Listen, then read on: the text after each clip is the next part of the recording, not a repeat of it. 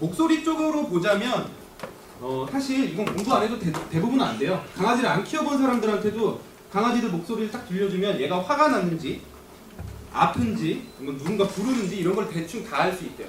본능적으로. 근데 보통 말씀을 드리면 피치가 높은 거는 부르는 소리예요. 낑낑거리는 소리. 나 좀 봐달라는 소리죠. 하울링. 가족을 부르는 소리죠. 근데 피치가 낮은 거. 이런 거. 나한테서 멀어지라는 소리예요. 그래서 강아지들이 여자분들을 조금 더 좋아하죠. 여자분들은 항상 나한테 와 라고 얘기하는 거나 마찬가지예요. 말을 하는 것 자체가. 근데 저처럼 만약에 이제 목소리가 되게 낮고 이성균 씨는 강아지들 되게 싫어할 것 같아요. 되게 이렇게 피치가 낮은 소리는 나한테서 떨어져라는 소리가 돼요. 익숙해지기 전까지는. 그래서 대부분 강아지들이 우선은 여자분들에 대해 좀 더 호감을 가지게 되고요. 그리고 표정도 상당히, 근데 표정은 공부하실 필요 없죠? 딱 보면 알아요. 사람이랑 유사해서. 기분이 나쁠 때 이렇게 돼요. 이갈이 찌푸려져요. 사람과 상당히 유사한 표정을 가지고 있어서 표정에 대해서는 그렇게 따로 공부하실 필요가 없지만 이거에 대해서는 좀 알고 가셔야 돼요. 우리가 이제 카밍 시그널 뭐 이런 거 많이 얘기를 하죠. 근데 너무 복잡해요. 여러분들 공부하시려고 하다 보면.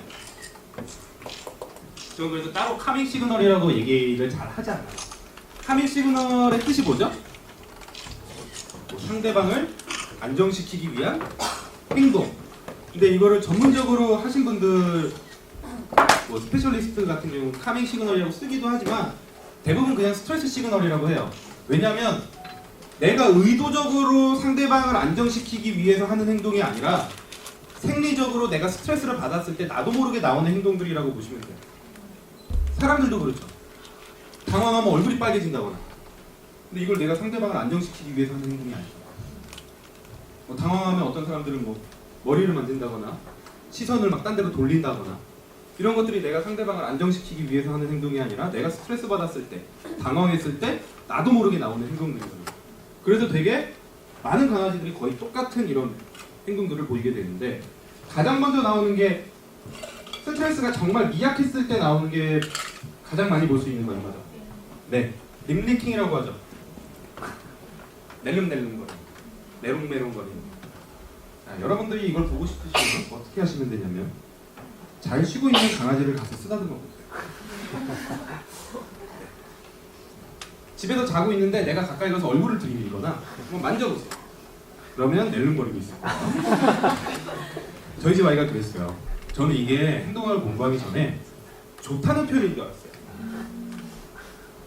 왜냐하면 내가 만질 때마다 낼름거리는 거예요. 지금 이제 무지개 다리를 건넜지만 슈나라고 있어요. 전 그 아이한테 정말 미안한데 행동학을 공부하기 전에부터 키우기 시작했고 많은 걸 좀 많이 못해줬어요. 그 아이한테 정말 미안한데 제가 이제 고등학교 때부터 공부하고 스트레스 받아서 막 새벽 1시 정도에 막 들어오면 얘는 반갑다고 뛰쳐오는데 지도 피곤하잖아요. 그럼 많은 강아지들이 그렇듯이 10분 반겨주고 자요. 근데 가서 너무 이쁘니까 가서 막 계속 만지면 낼름낼름 거리는 거예요. 아, 이게 좋다는 표현이구나 라고 하면서 그렇게 7년을 살았어요. 근데 알고 보니까 귀찮다, 스트레스 받는다 라는 표현이었던 거죠.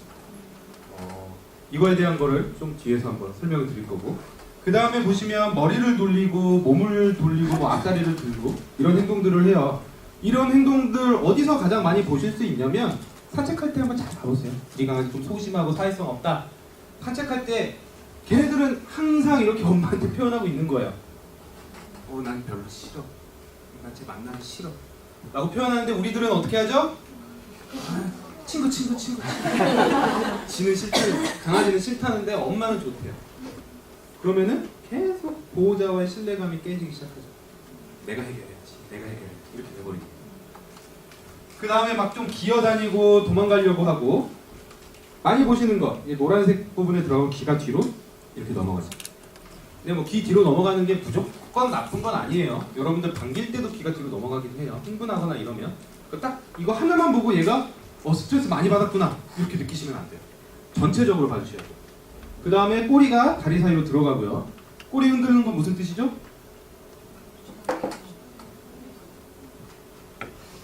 꼬리. 반갑다고 꼬리 치면 멍멍멍을 믿으시면 안 돼요. 꼬리 흔드는 게 무조건 반갑다는 표현이 아니라 정말 많은 표현을 가지고 있어요.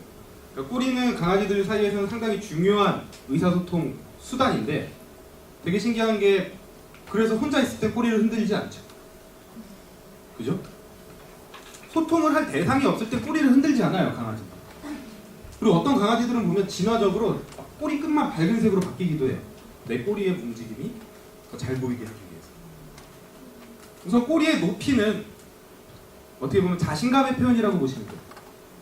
꼬리가 높을수록 자신감이 높은 거예요.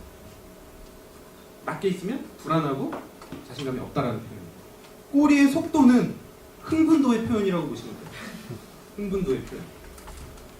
그래서 보통 물기 직전에 많은 강아지들이 하는 게 꼬리를 바짝 세우고 팍 흔들어요. 자신감이 만땅인데 나 진짜 흥분한 거죠. 이런 상태에서는 가까이 다가갔다가 물릴 수도 있어요.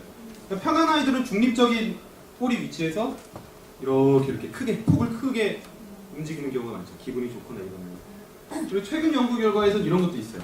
꼬리가 오른쪽에서 많이 흔들리면 기분이 좋은 상태, 왼쪽에서 많이 흔들리면 기분이 좀 부정적인 상태. 한번 보세요.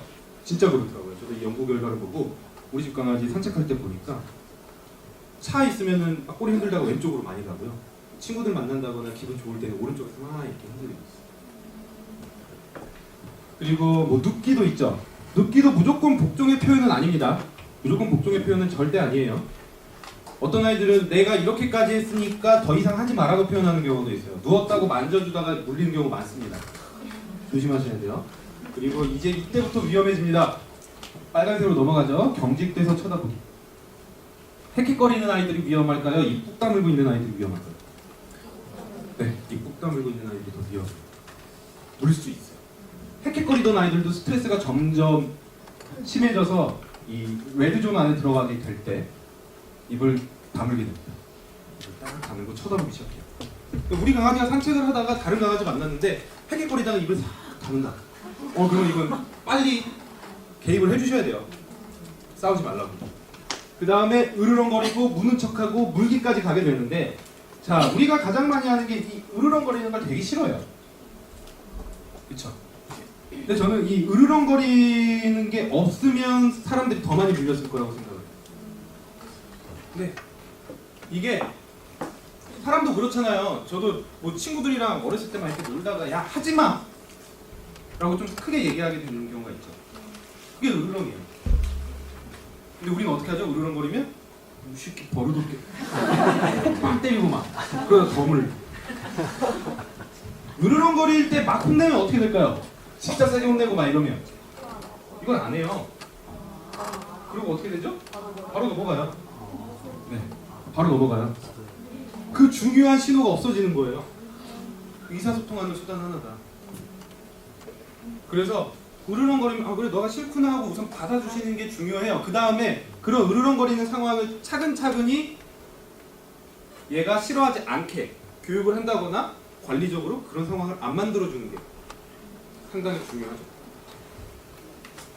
제가 아까 한번 말씀드렸는데 저희 집 강아지는 제가 그렇게 계속 너무 이뻐서 안다가 보니까 이름이 오염됐어요. 이름이 오염된 게 뭐냐면 이름 부르면 안 와요.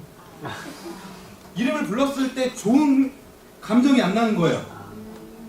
저도 사실 뭐 그런 것들 있잖아요. 저 핸드폰이 울리면 좋은 감정이 별로 없어요. 이제 막 나를 귀찮게 하는 사람들이 많아요.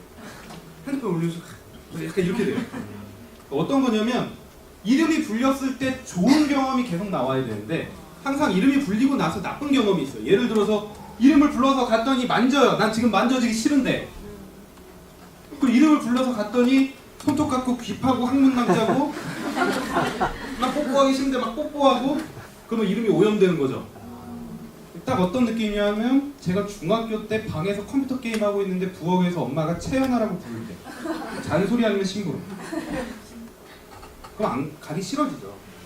그래서 그 중에 하나 요소가 아까 제가 말씀드렸듯이 강아지들이 만지는 걸 그렇게 좋아하지 않아요. 근데 무조건 싫어하는 것도 아니에요. 그럼 얼마나 슬프겠어요. 약간 그런 거 있지 않나요? 우리도 어렸을 때 저도 경험이 많은데 아빠를 되게 좋아했어요. 그래서 아빠한테 같이 가서 자자고 막 제가 먼저 얘기를 해요. 아빠 싫은데도 옆에서 저 재우고 막 이랬는데 내가 자고 있는데 아빠가 술 드시고 들어와서 수염난 얼굴로 비비면 그건 또 싫어요. 그러니까 100% 항상 만져지는 게 좋은 건 아닌 거예요. 얘네들도 의사가 있어요. 그래서 이런 부분에 대해서 보호자랑 소통하는 방법이 이 5초의 법칙인데 한 5초 정도 만지다가 한 번씩 손을 떼봐요. 그럼 얘가 싫으면 어떻게 할까요? 가거나 얼굴에서 표현이 딱 보여요. 낼름거린다거나 막 표정이 일그러진다거나 참으려고 하는 모습들이 보이는데 만약에 손을 딱 뗐는데도 계속 만져주고 싶은 아이들은 이런 표현을 많이 하죠.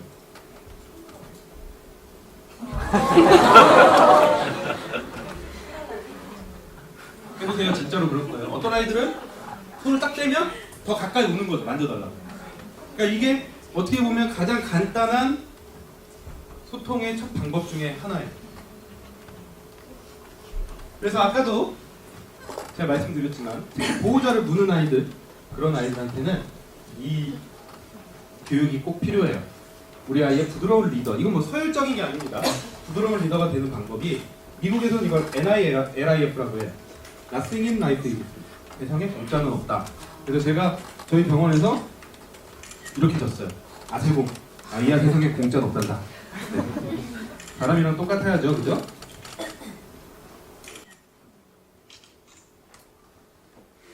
아까도 제가 말씀드렸듯이 이게 영상이 잘 나오려나 모르겠네.